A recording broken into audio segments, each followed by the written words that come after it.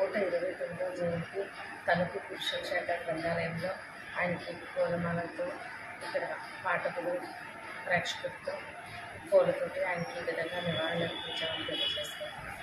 ఈరోజు గుర్రం జాషువా గారి జీవిత చరిత్ర ప్రతి ఒక్కళ్ళు తెలుసుకోవాలి.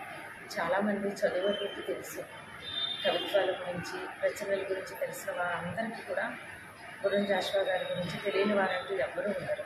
కానీ ఆయన ఏ విధంగా పైకి వచ్చారు, ఆయన కవితల ద్వారా, ఆయన మాటల ద్వారా, ఆయన భావోద్వేగాలని ప్రజలకి ఏ విధంగా, ఆయన కవితల ద్వారా ఏ విధంగా సమాజంలోకి తీసుకొచ్చారు అన్నది నేటి యువత తెలుసుకోవాలి. కాబట్టి ప్రతి ఒక్కరూ ఆయన జీవిత చరిత్రని చదవాలని నేటి యువతకి తెలియజేస్తున్నారు. మరి ఆయన ఒక గొప్ప చిన్నతనం నుంచి ఒక భావోద్వేగంతో ఒక గొప్ప ఆశయాలు కలిగిన ఒక గొప్ప వ్యక్తి. ఆయనకి ఒక ఏదన్నా అంటూ ఆయనకు ఉంది అంటే చిన్నతనం నుంచి ఆయన అవమానాలు పడడానికి, బాధపడడానికి, ఆయన లోని ద్వేషం పెరగడానికి కారణం ఆయన తక్కువ కులంలో ఉండడం. తల్లిదండ్రులు ఇద్దరూ కూడా పేదవారు, తక్కువ కులం. ఈ రెండు ఒకటే అయ్యేసరికి అందరూ కూడా ఆయన్ని ఎన్నో విధంగా హింసించి బాధలు పెట్టారు. ఆయన తక్కువ కులం అని ఎక్కువ దూషించడం జరిగింది. అది ఆ రెండు కారణాలు ఆయనలో అనేక రకాల భావోద్వేగాలతో అవన్నీ మాటల ద్వారా, కవితల ద్వారా ఆయన సమాజానికి విసిరిన బాణాలే అనేక గ్రంథాలుగా మారి ఈరోజు మన ముందుకు వచ్చాయి.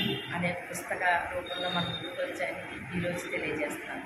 ఆ పుస్తకాలు అనేక గొప్ప ఆయన జాలువారిన మంచి పుస్తకాలు ఈరోజు మరి పరదేశి, గబ్బిలం వంటి ఎన్నో పుస్తకాలు ఈరోజు ఆయన కళ నుంచి జాలువారిన ఒక గొప్ప గ్రంథాలుగా ఈరోజు మనందరం కూడా పరిణామంలోకి తీసుకోవచ్చు.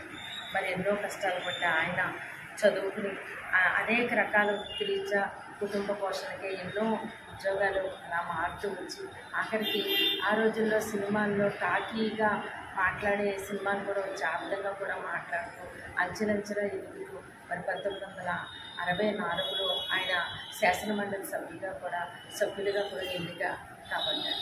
అదేవిధంగా 70లో భారత ప్రభుత్వం ఆయనకి పద్మశ్రీ అవార్డు కూడా ఇచ్చి గౌరవించింది. అటువంటి ఒక గొప్ప మహానుభావుని జీవితాన్ని గురించి